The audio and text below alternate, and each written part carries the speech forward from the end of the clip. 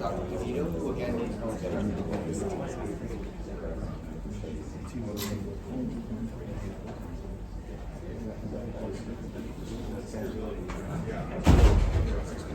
Thank you. Good morning, everyone. I do have a lot of material, so if you don't mind, it's 20 minutes. Yeah, it'll be 22. Yes, sir. We're talking about regenerative medicine. How many people in the audience actually are practicing regenerative medicine on a regular basis? How many are doing PRP compared to stem cells? So lots changing in this world. The world of stem cell medicine is exploding in 2025 and beyond. And I'm going to tell you some of the things that have happened at a state and federal level, which are going to really shake your boat a little bit. And you heard Dr. Rosenberg talking about how to maximize income. Well, there's probably nothing as earth-shattering as what you can do in the world of regenerative medicine. It's all cash pay, no insurance, with rare exceptions for some workman's compensation cases. But this is cash on the barrel. So you really want to learn a little bit about what's out there.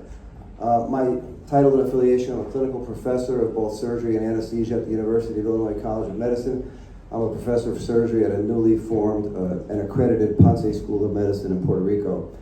I've published over 200 peer-reviewed articles. I've delivered more than 1,000 continuing medical education seminars and lectures, and I've published up to date 100 textbook chapters. Probably 80 of those are for Al, since he just recruited me. Recently, I was semi-retired, and he dragged me out of retirement. I run 2 fellowship programs in pain in the Chicago area, the Masonic program, which we had for a couple of years, and before that, Loyola. So I want to talk a little bit, I guess I'm supposed to be advancing here. Sorry about that, folks. I want to talk about the mechanisms of action of regenerative medicine, comparing PRP to stem cell therapy. For those who really don't have a great interest in this, just remember this. This is a take-home message. PRP is very useful in inflammatory conditions, whereas stem cell therapy is much more useful for degenerative types of conditions. Where do we get stem cells from? Well, bone marrow aspirate, we do, from adipose tissue, from stromal vascular fraction, from the placenta, and from umbilical cords. I can tell you that I exclusively use umbilical cord-derived stem cells. And you might say, well, how do you do that? I'm going to tell you how to do that. We'll talk a little bit about adverse effects and how to improve outcomes. Everything's changing. On July 1st, Governor DeSantis in Florida signed a brand new legislation. This bill, SB 1768, which now for the first time permits individuals to use non-FDA approved stem cell therapies for their patients. So up until July 1st, we were only able in any state to use bone marrow aspirate and adipose tissue. This is going to change the entire playing field, and I anticipate at a federal level it's going to have widespread implications. I also should point out that this was a vote of 149 to 0. Nobody was adverse to this bill. I want to talk a little bit about some clinical vignettes, and I'm not really necessarily dropping names here, although these are household names for those who follow sporting events. All of these individuals that I mentioned in this lecture have gone publicly, so I'm not violating any HIPAA. We'll talk about Tyreek Hill, the fastest man in the National Football League. He's an Olympic sprinter. He runs the 100-yard dash in under 10 seconds. He doesn't run fast enough for women, though. He's got 12 kids and counting. Kirk Cousins, who was from the Atlanta Falcons, he's 5th all-time in NFL completion percentage. And Ryan Jensen, who was the last center for Tom Brady and won the Super Bowl in 2021. There's Tyreek Hill. He's known as the Cheetah.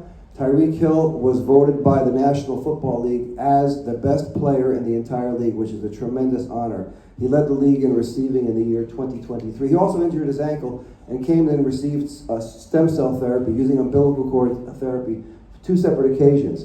Can you play the video, please? I can't hear it. Wait, back up. So Tyreek Hill, of course, it depends on how you interpret this video. This is my interpretation of it. Play, please. Mr. Hill, who's the best receiver in the National Football League? Hey, y'all already know that Cheetah the best receiver in the NFL, man. It don't matter who I play with, man. It doesn't matter who's throwing to you, sir? It doesn't matter who throwing to me. You can be throwing to me. Even at my age with my arm, you know my arm's very good. I'm going for 2,000, easy, baby. That's what a cheetah do, baby. That's what a cheetah do. Listen, it doesn't matter who it doesn't matter who's throwing to you, sir, correct? Correct. Yes, sir. Go for 200 receptions. Go for 2,000 yards. We love you, sir. So Tyreek Hill almost set the all-time record in the National Football League for receiving yards, and then he was injured. Ryan Jensen sustained. He took the Tom Brady Tampa Bay Buccaneers to the Super Bowl. They won the Super Bowl in 2021. On the second day of practice, he tore 5 ligaments in his left knee. He tore his PCL, his MCL, partial ACL tear. He also tore his medial and lateral meniscus. 5 surgeons told him he needed a knee replacement. He came down and received stem cell therapy and actually returned to the playing field for the Tampa Bay Buccaneers and finished his career with a loss to the Dallas Cowboys. Kirk Cousins, 5th all-time in NFL percentages. He had an Achilles tendon tear. He received stem cell therapy on 2 separate occasions. There's a Netflix production about his life and his gratitude for having received stem cell therapy. He claims that he only healed his Achilles tendon based upon the fact that he received regenerative medicine. So basically what's happening with regenerative medicine? Well, with stem cells, we're changing a catabolic substrate to an anabolic substrate. And how do we do that? Well, we decrease matrix metalloproteinases, tumor necrosis factor alpha, and we increase tumor growth factor beta, interleukin 10, and some of the nuclear elements. This is essentially what regenerative medicine is all about, using stem cell therapy. We're not really creating a new matrix. So those who think that you're going to take a 60 or 70-year-old spine and turn it into a 20-year-old spine are going to be sorely mistaken. But before we all jump up and down on the bandwagon, you must understand there are a lot of scammers in this domain. Piero Anversa, sad to say, he's an Italian-American like myself. Piero actually started a great practice at the New York Medical College, went up to the Brigham and Women's and Harvard, took $40 million from the federal government because he claimed that in a mouse model, the mice have 2 coronary arteries, the left and the right. If you put a ligature around one of the coronary arteries, you can cause an ischemic myocardial event. And Anversa was claiming that you could take bone marrow aspirate stem cells and inject it into the myocardium of these induced MIs in mice and recreate cardiac tissue. Of course, this could never be replicated. They tried to do it at Duke. They tried to do it at Texas Heart. Nobody could replicate the data. It was found to be totally factitious by one of his research associates. They paid back $10 million. They avoided jail time, but it's a huge stain on Harvard. Then Paolo Macchiarini, another Italian-American, or actually Italian, working at the Karolinska Institute, Netflix series on him called The Bad Surgeon. I encourage you all to watch it. He took 8 patients with tracheal stenosis and put a plastic trachea in them. He took bone marrow aspirate stem cells and coated the trachea, claiming that the body would not reject the trachea. Well, 7 of the 8 patients died outright. The 8th patient required over 140 surgeries, and he was sentenced to prison because of this malfeasance. Can you play this video, please? This is Secretary Robert Kennedy from Health and Human Services. Play the video. Physicians what they cannot prescribe. Yes. And that if you want to take an experimental drug, that you can do that. You ought to be able to do that. You shouldn't have to go to Antigua. You shouldn't have to go to Antigua to get stem cells, which I had to do for my throat. Right. And they helped me enormously. Mm-hmm. Why did I have to go to Antigua for that? We don't want to have the Wild West. We want to make sure that information is out there, but we also want to respect the intelligence of the American people, the capacity of people, which. So this is from June 6, 2025 in the New York Times. Kennedy went down to the island of Antigua. He was treating his spasmodic dysphonia. He's had about a 50% improvement in his vocalization. Had the privilege to meet with Secretary on March 5th of this year. Spent the entire day there talking about regenerative medicine. It was very productive to know that the federal government is fully on board with expanding the scope of practice for regenerative medicine, primarily and particularly for the use of stem cells. Now, I snuck a baseball in through the Hubert H. Humphrey building. It's very difficult and very embarrassing when they do a pat down. You have to explain why you have this bulge in your back pocket, and they make you almost strip down. But Robert Kennedy signed that for me. There's a backstory to that. I've got baseball signed by his late uncle, President John F. Kennedy, by his father, Robert Kennedy, by his late uncle, Teddy, and by his late aunt, Jacqueline Kennedy. And Bobby signed 2 baseballs for me. So it was a tremendous experience. Bobby's fully on board with trying to promote the use of stem cell in the United States, notwithstanding the fact that Florida is way ahead of every other state in this regard. This is me and my clinic. I've been doing regenerative medicine for 20 years. This is about 2 years ago. I started off with PRP. Now I'm exclusively doing stem cell therapies. I know many of you are staring at this picture, looking at the right arm. It's an unretouched photo, not AI, and you're saying, how is it that Candido has a bigger arm than Tyreek Hill, or a bigger arm than Ryan Jensen, or a bigger arm than Kirk Cousins? Well, that's just the way it goes, folks. So I do practice this. I practice what I preach. Stem cell therapy, there's a lack of major histocompatibility complex, so there's no regeneration. To be classified as a medical signaling cell, mesenchymal stem cells must be capable of division and self-renewal, must be unspecialized, and they must give rise to specialized cell types. Now, we're not going to talk about embryonic stem cells because they are illegal everywhere in the world. Embryonic stem cells are pluripotent. Mesenchymal stem cells are multipotent. There's a huge difference, obviously. Obviously, what we're talking about is the fact that PRP is very useful in inflammatory conditions due to the growth factors which are utilized. And we find that stem cell therapy and stem cell transplant is what we call it, are very useful for degenerative diseases without little inflammation. So we see, for example, in osteoarthritis of the knee, both PRP and stem cells are very useful. They have level 2 evidence, which is the highest level of evidence for regenerative medicine, but they work by different parameters. We'll talk about that. Sources of mesenchymal stem cells, again, I told you about bone marrow, adipose, stromal vascular fraction. The placenta and the umbilical cord, I use exclusively umbilical cord cells, and I'll tell you why. I've got an unrestricted license to practice medicine on the island of Antigua. I've been going to Antigua for 7 years now. They secrete bioactive factors, and bone marrow mesenchymal stem cells have been the most widely studied. I'll show you what the studies are in support of this.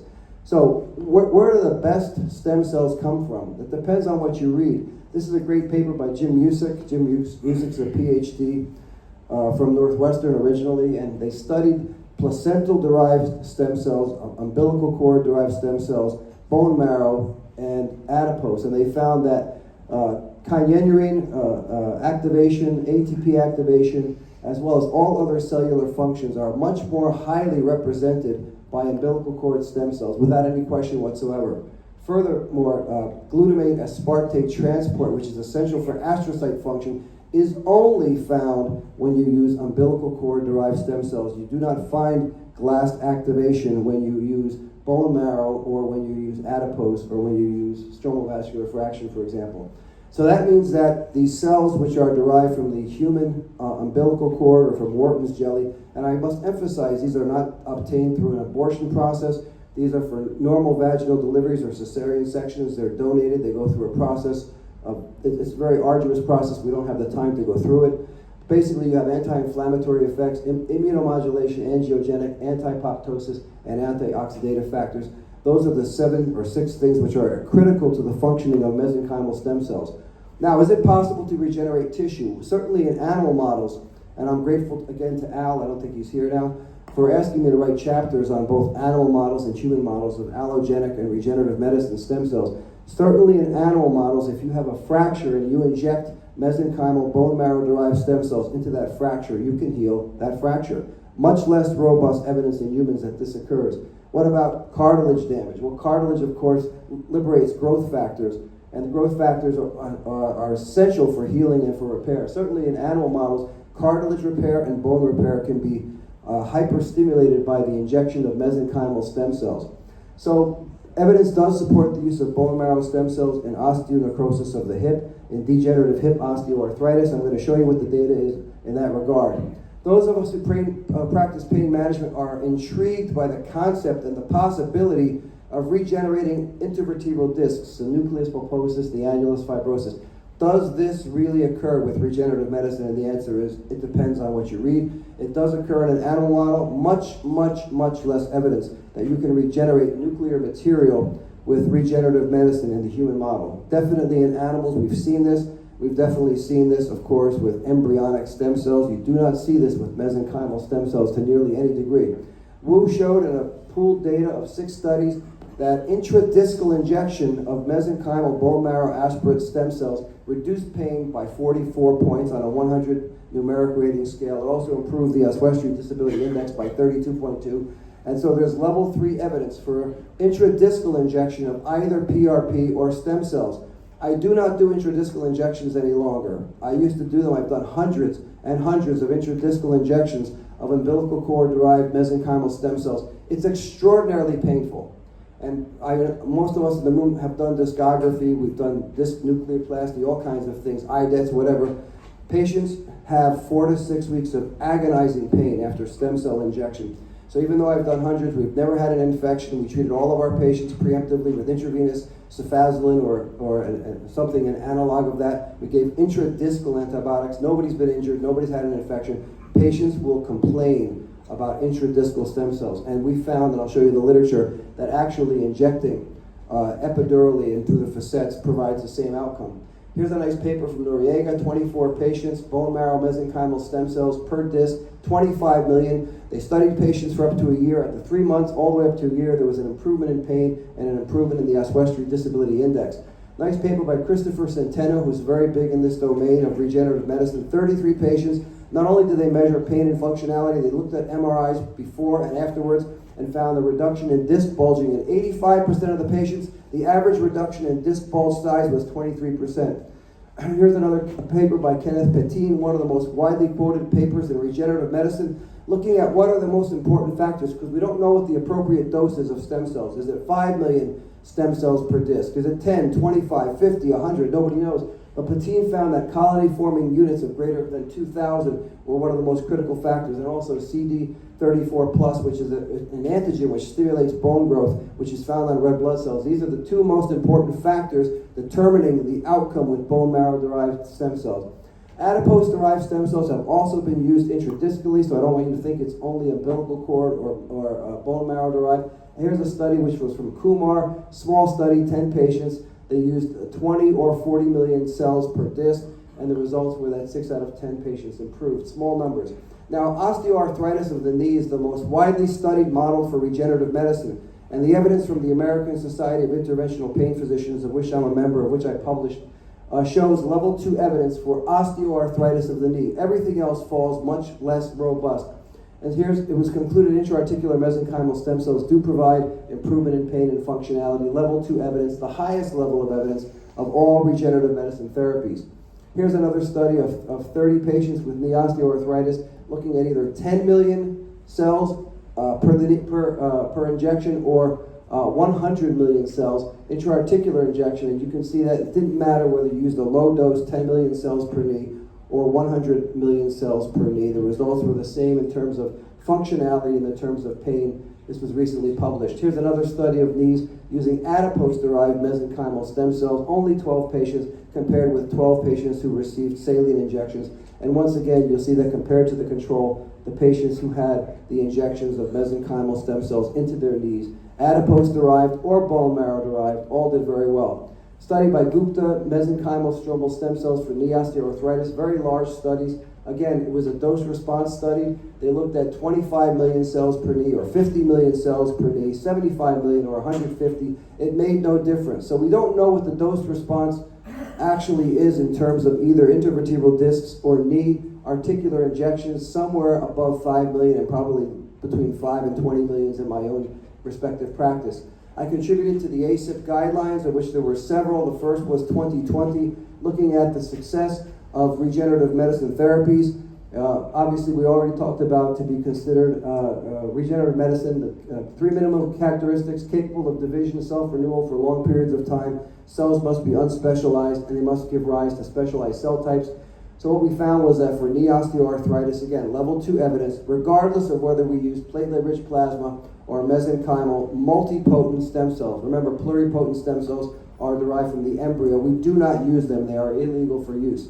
And based upon other systematic reviews and randomized controlled trials, evidence for disc injections is level 3. I do not do intradiscal injections any longer. I find it exceedingly painful. You imagine you fly down to the island of Antigua, as I do, and I've been doing for 7 years, and you treat patients, you do 30, 40 intradiscal injections, and you go home to your regular practice, and you've got to deal with phone calls every single day from patients who think they've got an infection, who are much worse than before you did the injection. So I've done hundreds and hundreds of intradiscal stem cell injections. I do not do discal stem cell injections any longer. We also found through ACIP and our statement was that if the FDA does not accept bone marrow concentrate as homologous, it will require an investigational new drug application, which is number FDA 351.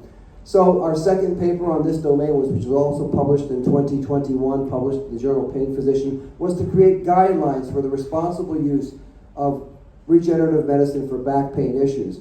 This is probably one of the most important slides that I'll put up today, but this data is changing. This data is now 4 years old. We found that for lumbar disc injections, PRP or mesenchymal stem cells gave rise to level 3 evidence in terms of favorability response. Lumbar epidural injections previously were level 4. Through some of the papers that I've published in the last 2 years, that's coming down to a level 3, maybe level 2. Lumbar facet joint injections, level 4, again, we're going to bring that down to a level 3 or level 2. And SI joint injections, level 4 evidence in favor of their use. So this is PRP injections at 6 months on the top, and at 12 months you can see that the data favors the use of PRP for intradiscal injections for low back pain. Not many studies, a lot of heterogeneity in the studies. This is the use of mesenchymal bone marrow-derived stem cells, looking at pain over a 12-month period and functionality using the Oswestry Disability Index. Once again, very small number of studies, high heterogeneity, not really sure how to extract the data here. Level 3 evidence for disc injections, level 2 evidence for PRP use or mesenchymal stem cells for intravertebral discs. This is the first human report of relief of lumbar cervical discogenic pain. It's one of the papers that I contributed to, published a few years ago. We're moving away from intradiscal injections. We're moving towards epidural and facet joint injections because the data supports that practice. We published this, then we came back and studied a series of 48 patients that we followed for over a year. 9 of the patients had the diagnosis of failed back surgery syndrome. We just published this in January of 2025. We found very important data. Of the 9 patients who had failed back surgery syndrome, 100% of the patients got better with epidural and facet injections and IV injections. So I want to emphasize, they got umbilical cord derived stem cells intravenously, they got them epidurally, and they got them into the facet joints articularly, and 100% of those patients improved at 1 year. It was less robust data up to 12 months for the patients who just had chronic degenerative disc disease. Only 62% of the patients had an 80% response. That was our benchmark. 80% improvement we noted at 12 months. I want to finish by talking about one more procedure. Dr. Lee was talking about the fact we don't address trigeminal nerve problems. Well, we do inject mesenchymal stem cells at the base of the skull for the foramen ovale for people who have trigeminal neuralgia, recalcitrant face and head pain. This was a publication we just published in December of 2024. CT scan guided foramen ovale injection. This is one of the clinics I practice at. I've got a restricted medical license in this place in Monterrey, Mexico, unrestricted in Antigua. And I went down there and I've taken care of dozens and dozens of patients with trigeminal neuralgia. This is me performing a right-sided Gasserian ganglion injection of 5 million umbilical cord-derived mesenchymal stem cells using 3-dimensional CT scan guidance. If you take a look on the right side of the screen, you can see that little blue straw there. That's my needle. That's my needle being placed into the foramen ovale. We do not use contrast because contrast degrades the mesenchymal stem cells. So you have to use 3-dimensional reconstruction to ascertain with a degree of certainty that you are in the foramen ovale at the base of the skull, and you're not in the foramen spinosum or the foramen lacerum, because you can have horrible things happen if you're trying to do these injections under fluoroscopy, or like my good friend Tony Nader at Northwestern under ultrasound guidance. Here's me doing a left-sided procedure. Once again, if you look on the right side of the screen, you'll see the needle, that little straw, going into the foramen ovale. We've now done dozens of patients. Our success rate is 95% for recalcitrant head and face pain using human mesenchymal multipotent stem cells for chronic headache and face pain. Here's again a reconstruction, and on the right side you can see with the arrow pointing to the needle entering the foramen ovale. You will never get pictures like this unless you use 3-dimensional reconstruction and CAT scan. You will not see this with ultrasound. You will not see this with fluoroscopy. And the conclusion of our ACIP people was that we have to remain in compliance with the FDA. However, I showed you that Governor DeSantis in Florida is changing the landscape. No longer is it a mandate to be in compliance with the FDA, but there are a lot of contingencies built into that in that one unique state. Also, Wharton's jelly, which is a connective tissue around the umbilical cord, has been studied not just by us, although we've done more than anybody in the world. It's been done by other investigators. This was a knee study looking at patients with degenerative osteoarthritis seeing improvement with Wharton's jelly stem cells. Any contraindications? I'll be done in 1 minute exactly. Any contraindications? Well, it's been suggested that you don't use stem cells or regenerative medicine in patients with malignancy. However, a large meta-analysis, over 2,300 patients looked at For over 9 years, only 7 patients developed a malignancy, which is far below the average in individuals if they had not received regenerative medicine. Direct visualization needs to be utilized for these techniques. I use 19-gauge needles. I avoid patients having NSAIDs for about a week before I do it. I avoid them having corticosteroids for 2 to 3 weeks before I do it. After the procedure, I make sure that they don't use NSAIDs for a full 2 weeks or up to a month. I brace them for 2 days to 2 weeks to try to minimize movement of the extremity if we're doing an extremity procedure. I use small syringes when I inject. Regenerative medicine, especially PRP, causes an inflammatory reaction. Stem cells intradiscally are horrible for patients in terms of backache. Again, minimum of 2 days to 2 weeks of bracing. Pain and functional improvement is what I'm looking for, not actually for structural changes, although Centeno did show by MRI that structural changes occur. I think that regenerative medicine used to be a secondary therapy. I think now it's going to become a primary therapy as states move more aggressively towards liberalizing the policies for human mesenchymal stem cells. In my hands, in my opinion, the best source of cells for what I've shown you already is from the umbilicus. You can pick and choose what you use, but I do not use bone marrow or adipose or stromal vascular fraction. I exclusively use stem cells obtained from the human umbilical cord. Sorry for going over a minute. If you have any questions, you can email me or call me or write to me. I'd be happy to answer any of your questions. Thank you for your time and attention.